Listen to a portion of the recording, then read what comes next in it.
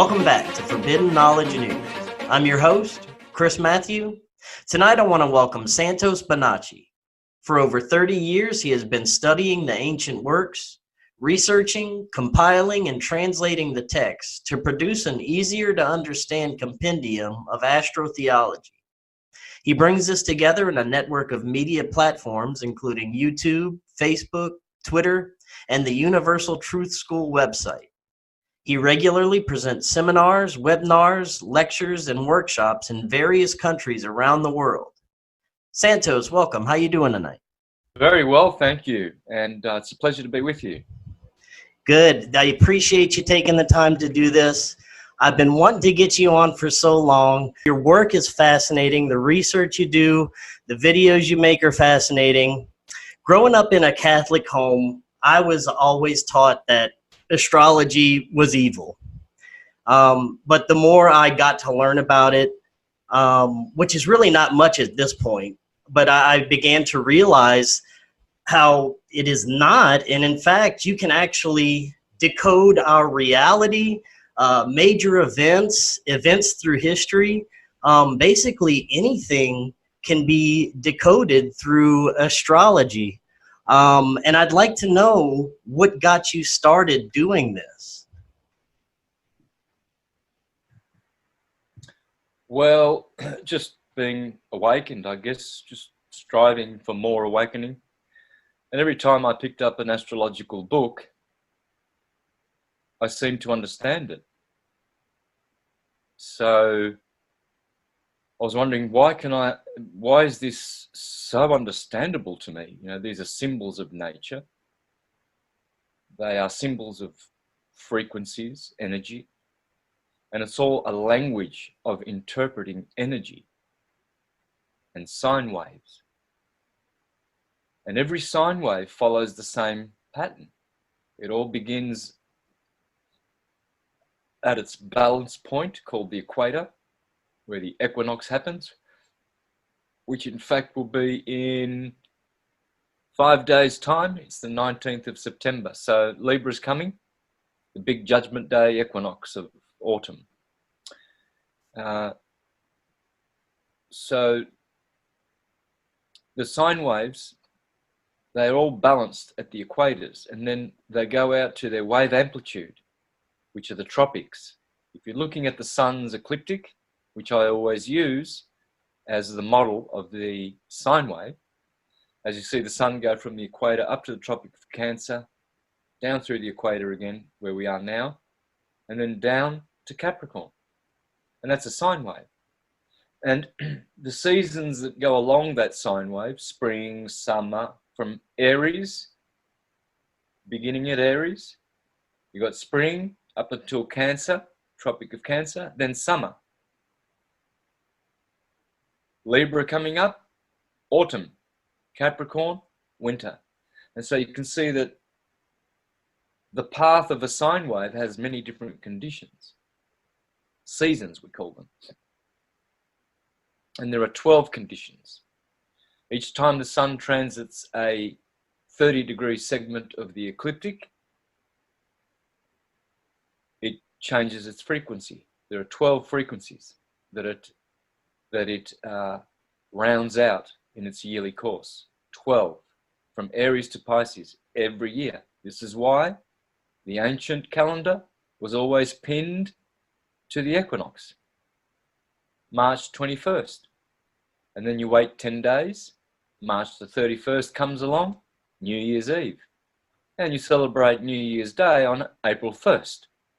But see, the Romans took over the world with their calendar, secularized the calendar, shifted it from Aries and brought it down to Capricorn at the summer solstice. Capricorn is secular, Aries is sacred. So in so doing, they pulled us away from the natural year. And we don't see how the beginnings are always in spring now. We begin in winter with the year. But spring is the beginning, because the blossom of spring is the impregnation of the sun's rays and impregnating the earth with its light. the symbol of the beginning of the year. And this is sacred. It's a sacred year. The astrological year is sacred. The secular year is for making money. It's a good system as well. There's nothing wrong with starting at Capricorn, but it's secular. It takes us away from God. God is sacred. It takes us away from the sacred and brings us into the secular. It's great for running a world because you start the year with Capricorn energy, and the goat climbs, so you're going to succeed. But so does Aries. Aries also climbs. It's a climbing from the equinox up to the Tropic of Cancer. It's the ramping up. And so it has that energy about it. And all the different signs have their frequencies. Taurus has a solid frequency.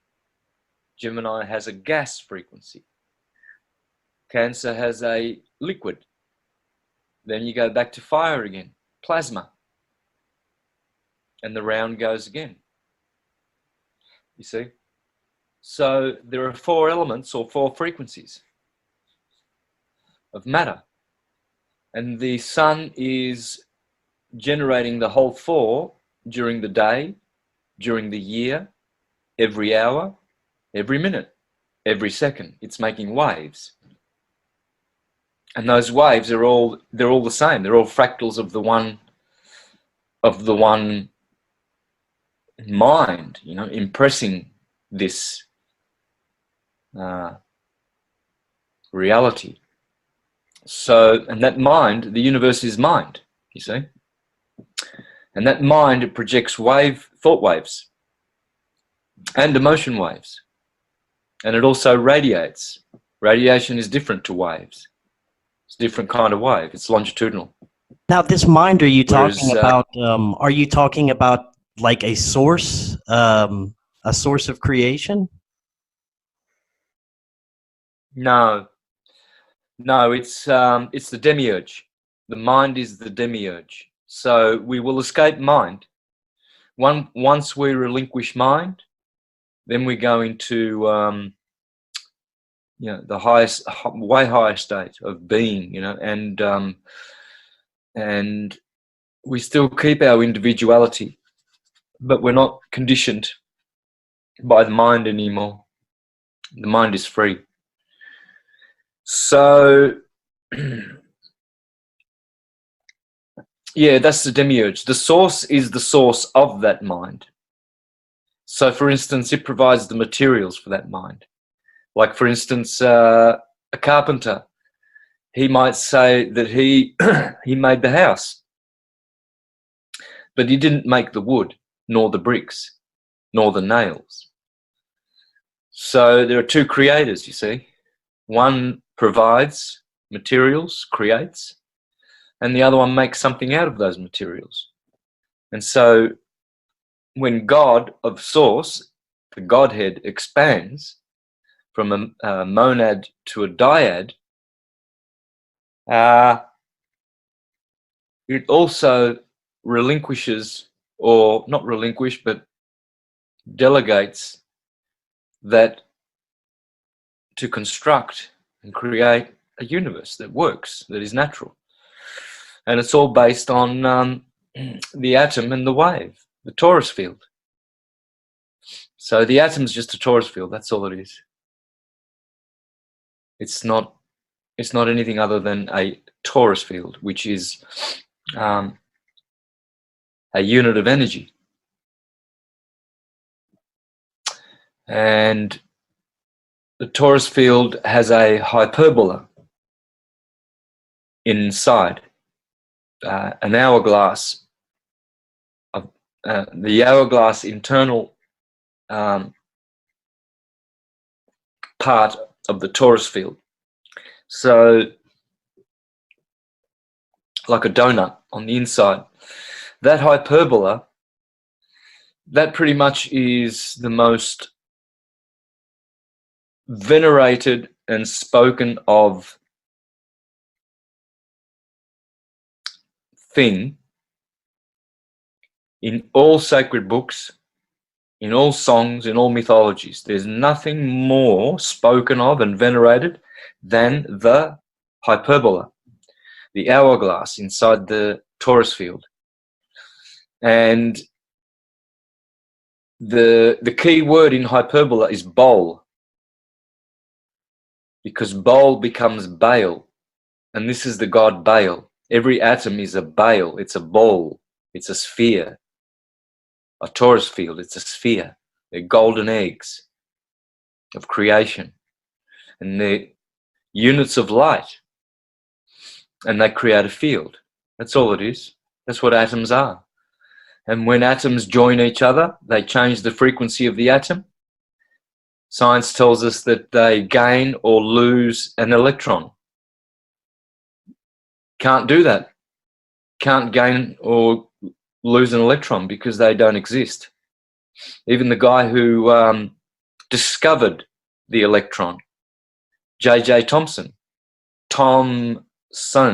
atom's son. Interesting that the name should turn up. And by the way, and the first guy, whoever did the double slit experiment, was named Thomas Young. So you see where Tom is hiding there everywhere with all these atomic physicists and scientists. So, yeah, he denied the existence of the electron, even though he discovered the electron. He said it's not a thing. It's just energy expressing itself. And the opposite of the electron is the proton, which expresses itself in the opposite way. So this is what a torus field is. Light comes out from a center and goes red shift, blue shift. And there's your field. Simple as that. White light splits up into red and blue and creates a field. It's a torus field. And that white light comes from the hyperbola, you see. And so once you get to know these parts of the torus field, you'll understand how everything works in the universe. No mistake about it. Your body is the same. That's why you have an anatomy made of atoms. And why you have a torso. It's a torus field, which gives you an aura, which you would call a tora.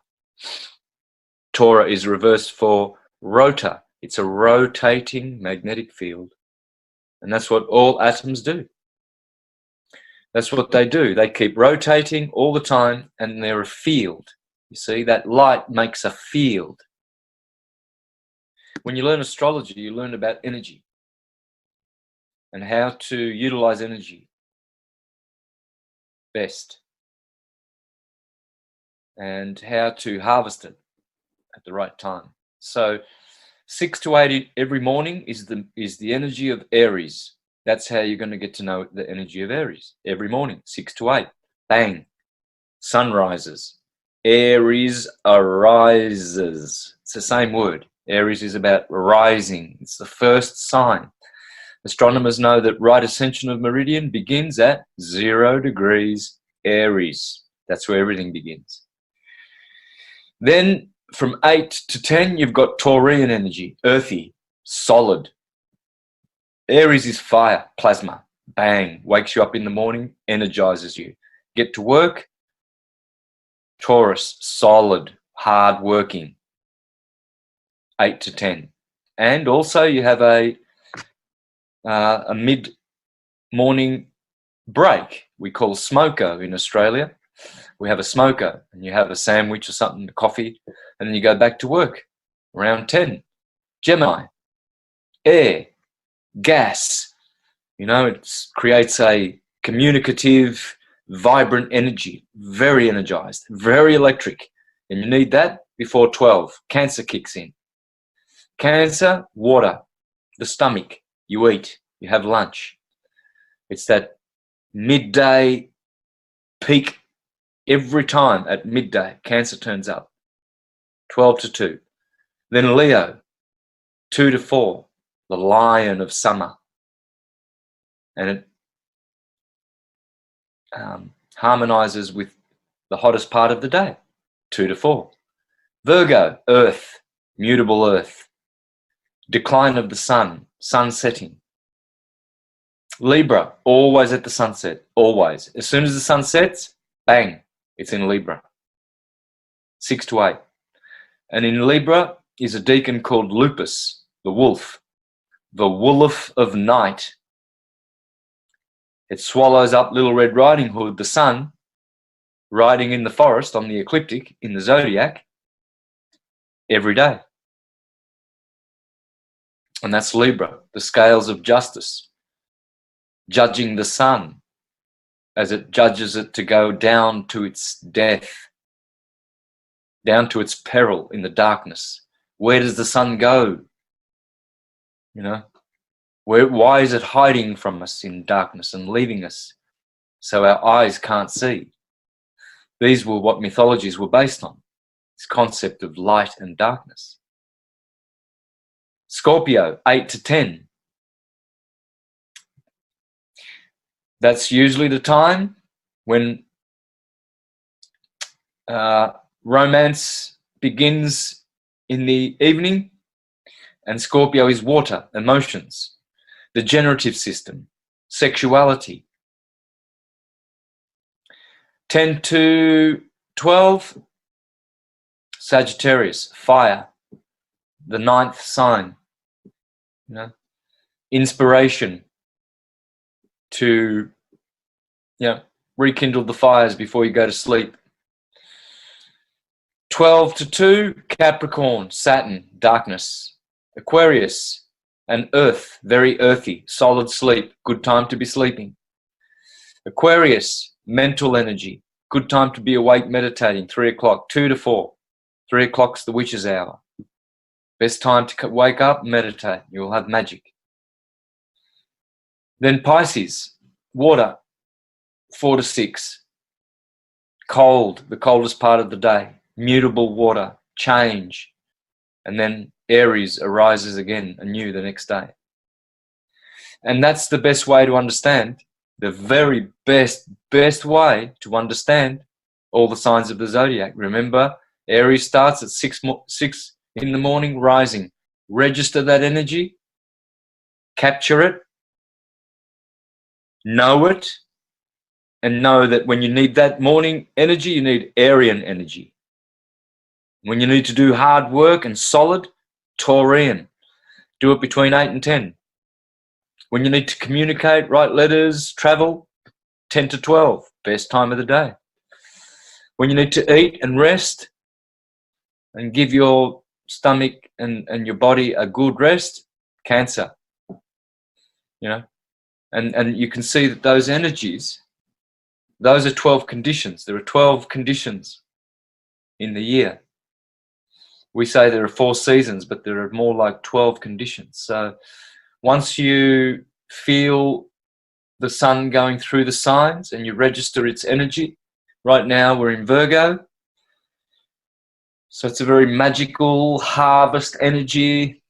It's contemplative because the year is, the growing season is over. It analyzes the year, thinks about its doings, you know, and relinquishes the year over to the justice of Libra. So when you look at the Lord's Prayer, you will see that it is none other than the zodiac. Our Father who art in heaven, hallowed be thy name. Well, that's Aries. The name of Aries, the motto of Aries is I am. And the name of God is I am. Hallowed be thy name, thy kingdom come. Taurus, the kingdom, the earth, the bull. Thy will be done. Gemini, Mercury, the deliverer of God's will. On earth as it is in heaven. Cancer and Leo. Cancer represents the moon and the earth connection. Leo is the sun, the heavens.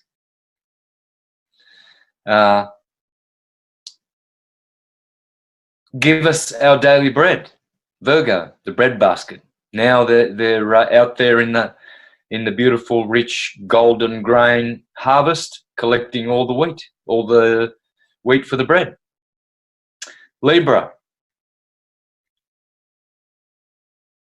forgive us our debts as we forgive others, settling the accounts. Libra is all about forgiving. When you come to these signs of the zodiac, you offer those contemplations. Scorpio, deliver us from temptation. Remember? Sexuality. Scorpio is all about the generative system, etc. And then finally, deliver us, lead us not into temptation, deliver us from the wicked one. Sagittarius, the brave archer. Arjuna, Krishna's right-hand man. And then Capricorn,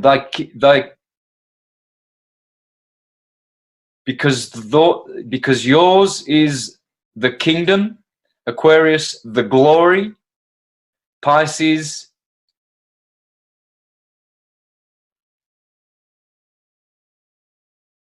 I'll have to pull it up, I forget now, but it's around, it's out there. But yeah, it's the Lord's Prayer. So Shakespeare, the Bible, political speeches, papal bulls, they all start in Aries and finish in Pisces. There's one main thread. And then within that thread, they've got little waves embedded. And they'll do subcycles of the zodiac. Everything you do is that. Every day is that. From the moment you wake up in Aries. And when you go and lie your head down, you finish the day in Pisces. It's a cycle. That's the only thing cycles do. It's the only thing waves do. Waves don't do anything else other than go through 12 conditions, wave amplitude, wavelength, frequency, etc. Over and over again. We always say it's it's the vibratory world. It's a vibration. Well, it is. Electricity is a vibration. Magnetism is a radiation.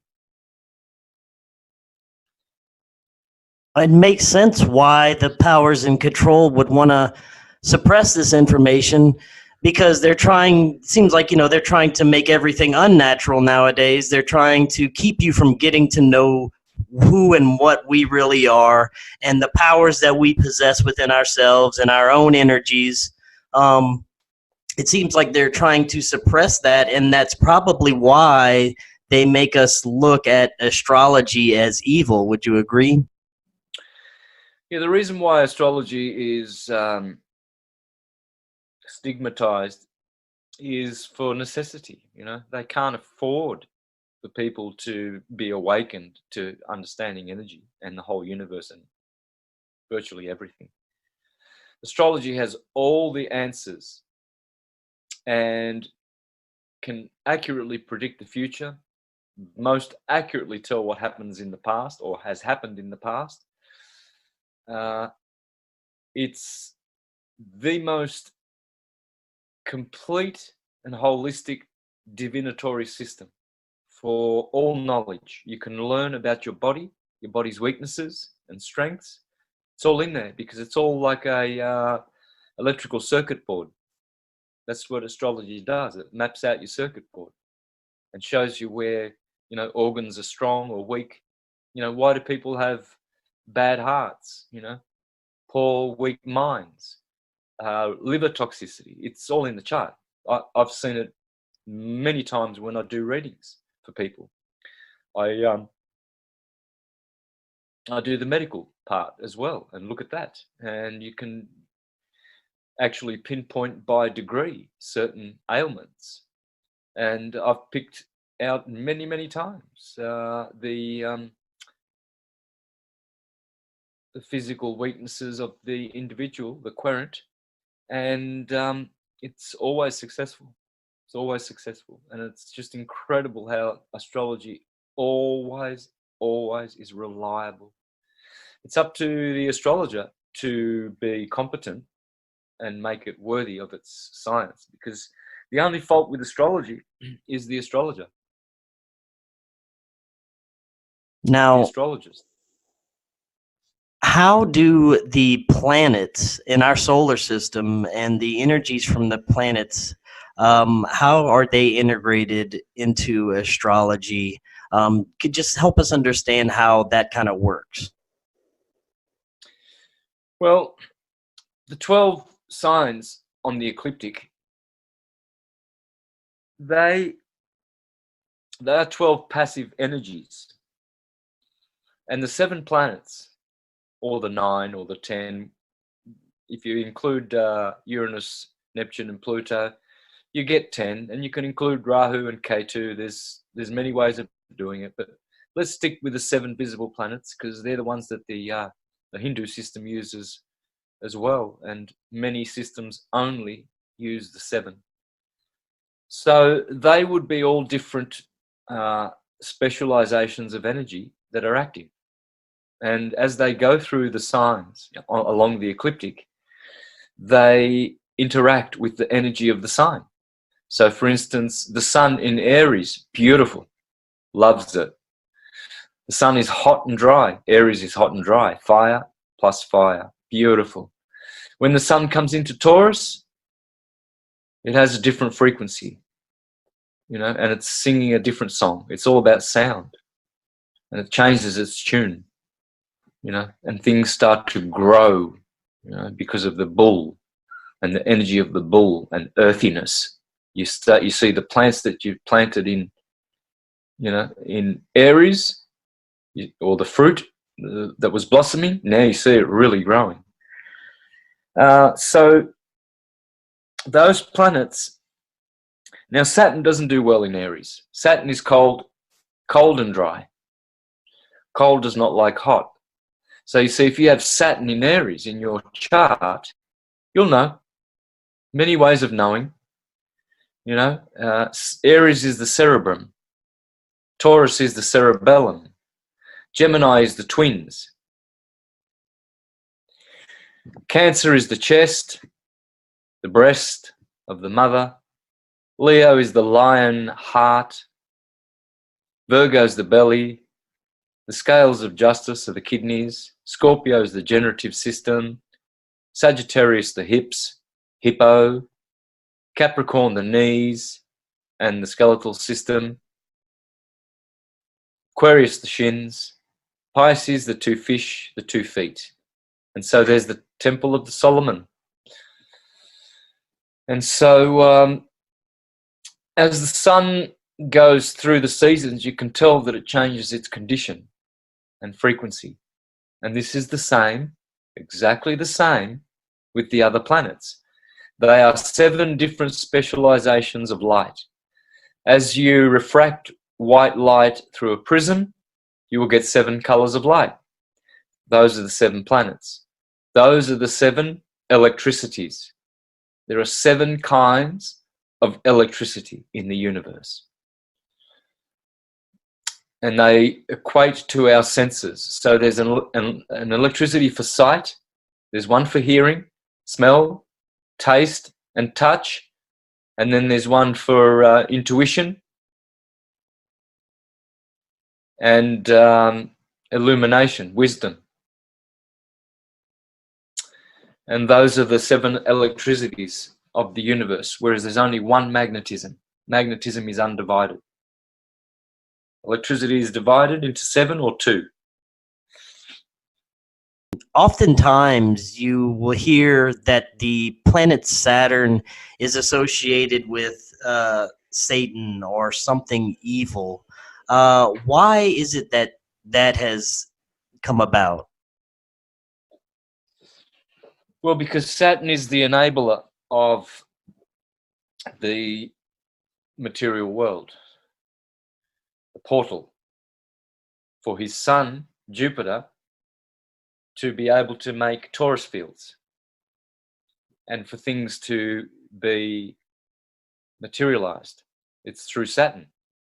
So that's why Saturn gets castrated by Jupiter, because Jupiter has the keys of the kingdom, Saint Peter, the keys of the kingdom, because he is the actual one who then, like this, the Demiurge, he is the creator. It's through him that things get created, through his light, through his specialization of light, not Saturn's. Saturn's is black light. It can't act. It's inertia. Jupiter is force, electricity. Thor with his thunderbolts, Jupiter with his thunderbolts, electricity. So whereas Saturn is more dielectric, and the sun is magnetic. But Saturn is the ruler of Earth in astrology. That's why he's evil, because Earth is good and evil. And in theology, Satan is the ruler of this world. Well, the world is Earth, is it not? So theology tells you that he's the ruler of the Earth, Satan. Astrology tells you that he's the ruler of Earth, Saturn. And of course, Saturn is also Joseph, the foster father of Jesus. You see, this castration problem keeps recurring. Joseph, it means father Seth, and Seth, that's Saturn. So it's telling you, even in the Christian Greek scriptures, that Jesus is Jupiter Zeus, Jesus. They're one and the same. One thing that I would like to understand better is you speak of planets like, they're conscious entities. And I'm wondering, are they actual conscious entities? Were there actual gods, actual conscious entities that we were interacting with? Or are they just archetypal energies used to represent these gods?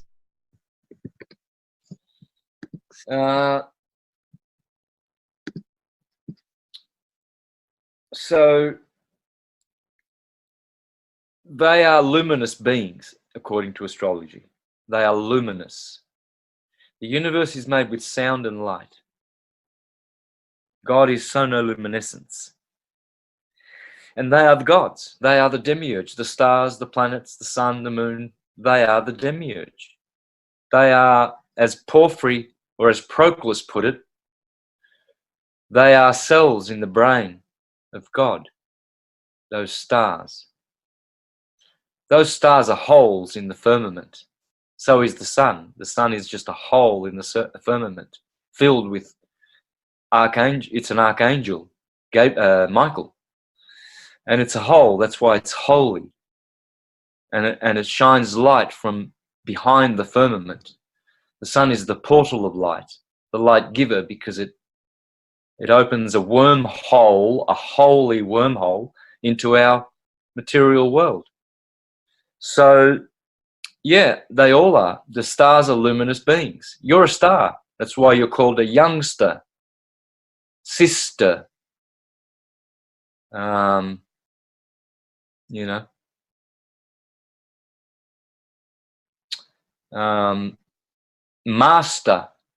You don't want to be a monster. You see all these words with star on the end of them, indicating that that's what we are. We're either masters or monsters. So, and the word star is the same as the word start. We began our journey at the start as stars, you see? And we go back to the black light where there is no lack. You see, and stars are both black and white. They've got the backside is black, but what we see, that light, is white because they're portals of light. We don't see the back end, but they are both black and white. And black light is dielectric and white light is magnetic.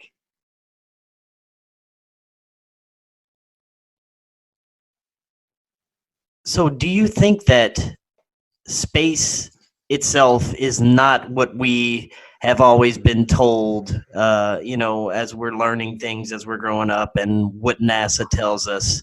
Do you think it's something completely different?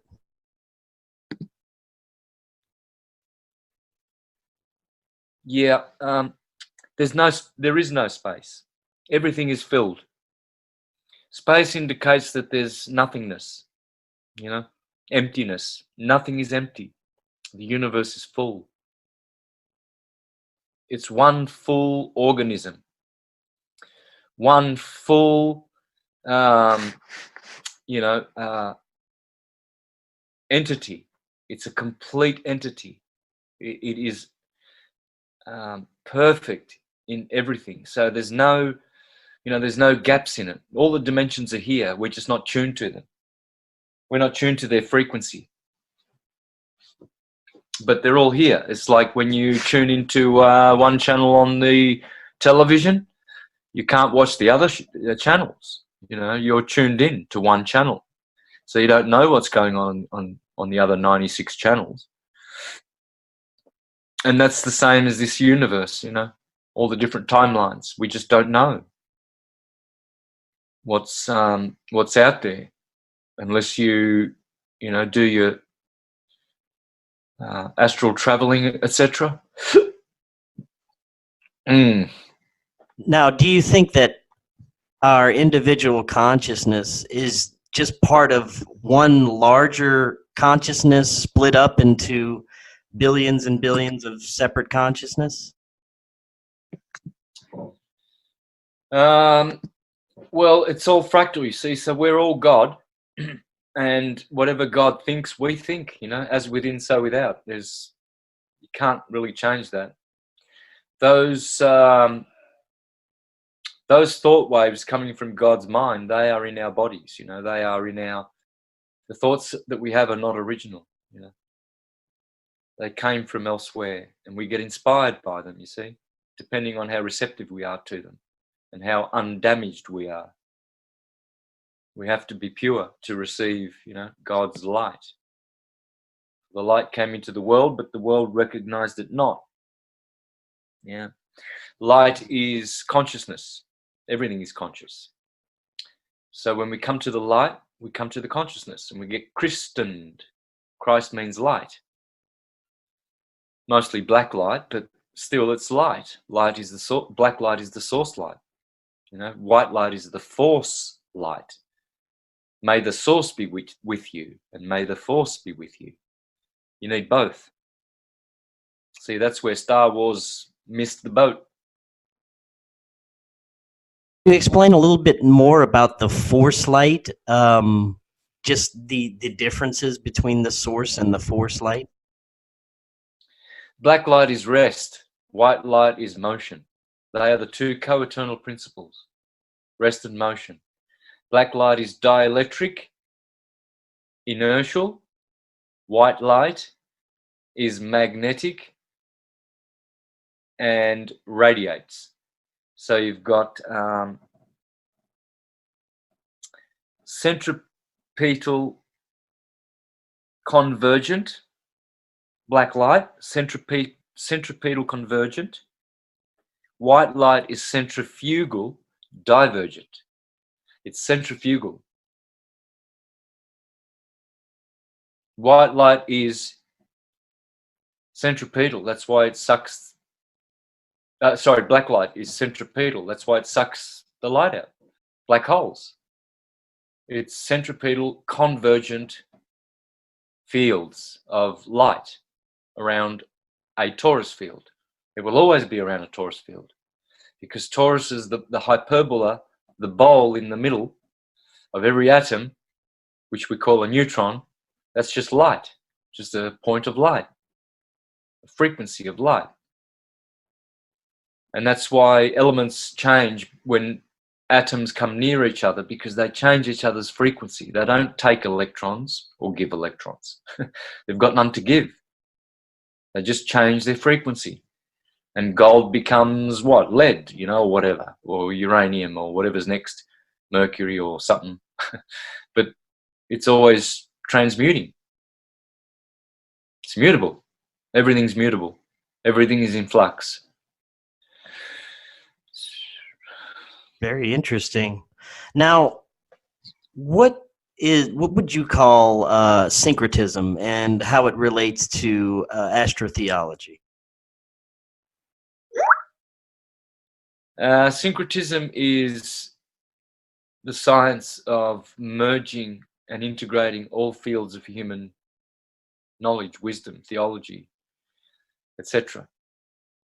Because there is one system for all the sciences, and it fits all. And that's the torus and the sine wave that envelops around the torus field as it generates its field. And so once you learn the Torah, you'll learn about the torus fields. You see, that's what you're learning about. That's why you go and learn the Torah, because we need to understand that this is God, you know, the atom, all is atom. The three most important words to know, to understand all theologies and everything, would be atom, all is atom, which is the atom, which turns into Adam in Hebrew. Adam means atom, for sure. That's why we are all children of Adam, because we all have an anatomy, you see, made of atoms. And the other two words are Taurus and bull. So rather than bowl, I like to say bull, because it is the bull. Tauruses and bulls. A Taurus is a bull, and of course so is the hyperbola. It's a bull, right? Krishna creates, and he's always creating and making creation with his holy cows. This is why we have such an expression, holy cow. It's because of the torus fields, because they were always known to be golden cows of creation, you know. And so these are the most important words you could ever memorize. Keep them close to your heart. Know these three words: atum, tor, and bull. Bull is blue shift. Tor is red shift. Tor backwards is rot. Rot is red. Okay, it's in the words. The torus field is talking about divergent vibrating light. It's red. Goes red shift first, then blue shift. It's the proton, red. You see, proton will be understood better if you insert a Y after the P. Pyroton. It's fire, it's red. It's divergent, centrifugal. Blue shift, the electron, L, blue, there's always an L there. The electron, L is for liquid, it's blue, water. The electron is convergent, centripetal light, part of the vibration. It's the same with black and white. In the torus field, you've got white light converging, diverging, black light converging. Fusion, fission. Fusion, fission. No, wrong. Fission. Fusion is convergent. Yeah. So, and the same goes with the two material electric colors, red and blue. The magnetic and dielectric colors are white and black. You have a black and white yin and yang. You have a red and blue yin and yang. And one is denoting the higher Godhead of dielectricity and magnetism, and the other is denoting the lower God, the Demiurge of red shift, blue shift. With red shift, blue shift, you've got the red pill and the blue pill. You've got red blood, blue blood. You've got roses are red, violets are blue. Republicans are red, Democrats are blue. Red and blue police sirens, polarity. Red, rage, we're coming to get you. Blue, we love you, we're good cops. We're always looking after you. Red and blue ambulance. Red and blue hot and cold water force taps. Why? Because red and blue, red shift, blue shift denotes the vibratory world. It's polarity. All atoms, all torus fields are red shift, blue shift. Look at your torso. Remember we said torso is Taurus? Well, at the top of the torso is a blue chakra. At the bottom of the torus torso is a red chakra. Even your torso knows the science. That's what syncretism brings. It brings this beautiful knowledge of understanding energy. And it seems that magnetism is an extremely important and large part of our, I guess, our reality here. Would you agree? Yeah. Yep. It is. It's our reality is based on a spiritual a material expression of our spiritual selves, you see. So reality has a spiritual dimension to it, and those who connect with it are blessed. But those who don't connect with it, oh boy, the troubles that come to them, come to their lives. It's very sad. They die in ignorance and they don't get Christened. They don't activate their Christ energy within, raise the fluids. You need to raise the cerebrospinal fluids back to the cerebrum to provide it materials to generate a 13th cranial nerve. It takes years to do this, but this is what the masters do. They generate and develop a 13th cranial nerve after 12 years of pure white tantra. So that's the ultimate goal, and that's where the awakening happens. It actually gets activated through sex. Now, you always hear different, I guess, New Age sects and different New Age spiritual factions talking about how humanity is ascending right now and we're awakening. Is that something that you would agree with, that us as humans are collectively awakening at this period in time? I would say a portion of humanity, like from our group, would be, yes, but not the majority. You see, they're eating and drinking, buying and selling until the flood comes and sweeps them all away. They won't make it, they won't cut the grade, and they will have to do it again. Do you think that we are actually headed to another great cataclysm eventually that will be essentially like a reset for humanity? Yeah, just hang on, brother. I've just got to attend to something. Just 30 seconds. Yeah, sure. I'll hold that thought.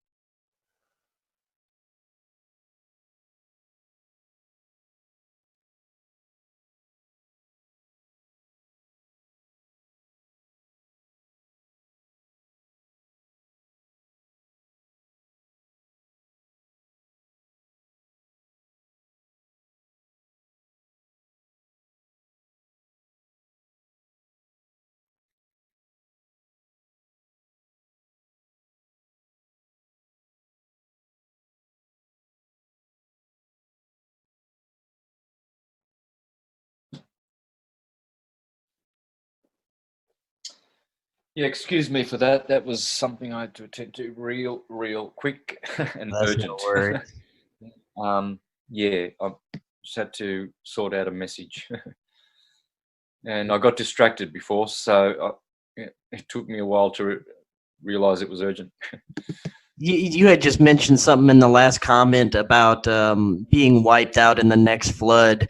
Do you think that humanity is headed towards another great cataclysm, that something may occur within our lifetime or any time in the near future? Oh, it's at hand.